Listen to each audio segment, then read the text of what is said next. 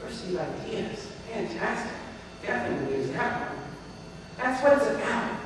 It's that the solutions, the ideas, the methods to address these important issues, those answers out there exist. They're just not always in the hands of the right people. When a mid-career professional from Columbia comes to Washington, D.C. to volunteer at the Girl Scouts for a year, not only will she get a connect on a personal level, but she'll be able to share new ideas of how to empower women. This should come to no surprise to anybody, but gender equity, which the UN has identified as one of the most important issues, truly is a global issue. The treatment of women around the world is an issue that we cannot ignore. And while it's complex in different societies between India and Colombia, there's just a fundamental issue of respect and how young girls are brought up and treated in society, where we can definitely learn from each other. You know, the only female Colombian role model that young women should have in America shouldn't just be Shakira. Although I'm a fan of Shakira. There are other dynamic, talented, nonprofit women in Colombia who we can learn a lot from beyond just dancing. Although I have my dance. In all these fields, in treatment of women, in the environment, global warming, HIV/AIDS, there are all these fields, be it international organizations like Ashoka or Global Giving or other organizations that are signing up, or even more domestic organizations like Girl Scouts or Voices Without Borders, a nonprofit down the street that may be taking a fellow. When we begin to view the developing world as not just a source of our aid, not just as a destination point for our answers and our solutions, but rather as partners in global development, when we begin to take a more humble approach, which fundamentally begins with the principle of that not only are there so many important issues that we need to address, not only do we accept the fact that we don't have all the answers, but also that while we don't know exactly what each answer is going to be, we fundamentally know these answers will be achieved by working together. By working together across borders, by working together country to country, culture to culture. And these issues are not ones that are simply going to go away. So, in the last 6 months, the organization has been pretty well established. We have our partners in place, the funders are in place. And in 2007, we plan on bringing some of these development leaders here to Delaware, here to DC to start this model. By no means is it supposed to be a niche organization that just represents India and Colombia, Delaware and DC. The true vision of this organization is to spread around the world and across the United States. So how do you do that? So I want to approach one more really exciting part about Atlas Service Corps. Is that this idea of market-based approaches. That you have to, if you're going to change the way nonprofits do business, you can't do business as usual. So one thing I'm doing is by bringing these fellows over to volunteer for a year, I'm actually charging the U.S. nonprofit organization a cost share. $16,000 to get started. Now it costs me $40,000 for each fellow, which is why I'm doing some fundraising and asking for some help. But I believe over time the true value of these fellows will prove themselves to be $50,000, $60,000, $70,000, $80,000. I mean, what is a Rhodes Scholar worth to a university? What is the most talented employee worth to a company? A lot of money, even if you only stay for a year. So organizations over time, the cost share will increase, and eventually the cost share will almost meet the expenses. $26,000, $28,000, $30,000. If organizations don't want to do it, they won't sign up, and I believe because they will.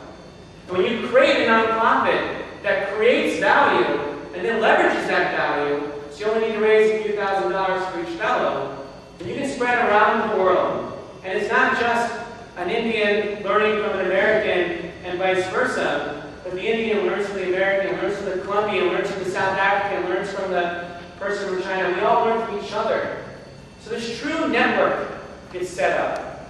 And we are properly equipped to tackle those huge challenges. I mean, I fundamentally don't believe that I have all the answers. I fundamentally don't believe that I have everything worked out. But I do believe the only way to solve these problems is by working together globally, by finding new ways to cooperate. Actually, in some ways, that's what we come into. I think too often we feel that, our church, our nonprofit, our university is addressing these issues, and that we are separate from them, whatever they may be. But I believe that the new approach towards global service, towards the approach that Atlas Service Corps is trying to embrace, is by bringing everybody in. You know, whether you're a lawyer, or a banker, or DuPont, or work in the theater, whatever the case may be, not everyone's going to work in a nonprofit. And not everyone needs to work in a nonprofit. But we all can take ownership and responsibility. We begin to change our definition of community beyond just our local city, or our state, or our nation. But think about ways of how we are global citizens.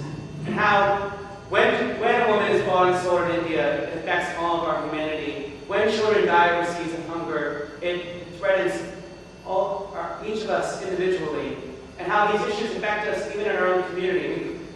A lot of people argue, I think persuasively, that Katrina was worse because of global warming. We got to think that's going to continue to increase. And as globalization continues to bring more cultures and societies together, we need to find more ways to understand and work together as well. And Atlas Service Corps is going to put us in a position to be able to do that. So we're just getting started. This is just I always feel like I'm going in the right direction when people will occasionally say to me, Scott, I think you're crazy. I think your secure job in the Foreign Service, taking a nice good paycheck for the rest of your life, retiring after 20 years, which you can do in the federal government, sounds pretty sane. And I must say that I'm supported by a wonderful wife who provides me housing and takes care of my meals. So it's not that I'm giving all up, but as many people have told me, like, it's crazy to try something new like this. What I found is that people gravitate towards this idea. It fundamentally rings true in our heart that global issues like genocide are ones that I feel like I can't individually handle on my own. But I do believe that I can't ignore them because they're far too important. And this is a way for me to make a difference in addressing these issues in a tangible way. Sign me up. So my hope tonight is that, actually, I'm probably going to ask some questions too, which is probably not a bad idea. Maybe come with questions. Talk to you individually, answer some of your questions, give you a clear vision of where I'm going with this organization. And to enlist your help. To go home and to tell your friends and families about it. To check out the website, atlascorps.org. Proud of the website. If anything, it gives an allure of being more established than we currently are. Which is probably not a bad thing. But it should be sent to people.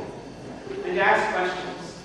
Because I have an ambitious vision for this organization, and it has so little to do with what I've accomplished or tried to accomplish in the first 30 years of my life, and much more about what I hope to achieve by working with you and people around the world to fundamentally shape and revolutionize international service. And I feel I'd like to thank Jeff and Lincoln for their kind words. Thanks to my mom and everyone who's helped with this event tonight and preparing all the food and getting the theater ready and all the liquor that's going, all those things. Because someone asked me, like, you did a lot of work on this event. Like, yeah, I really did so much work on this event. This event's fantastic. This is not a lot of event, I did a lot of work on. So I need to, without going individually in names, all the people on the host committee, on the website, on the e-bike, appreciate you spreading the word and believing in me, but more importantly than believing in me, believing in this idea. So that we can do nothing less than change the world. And not just do it as a kumbaya, like let's make everybody happy and peaceful and rich, but in a way that makes sense, that we can measure, that we can make sustainable, that we can grow over time. And that's what Atlas Service Corps is really all about. It's a new kind of nonprofit, it's a new approach to international service, and it's a new organization that needs your help and support, and appreciates you coming out tonight. So thank you very much. Thank you all for coming, and thank you for your support of Atlas Service Corps.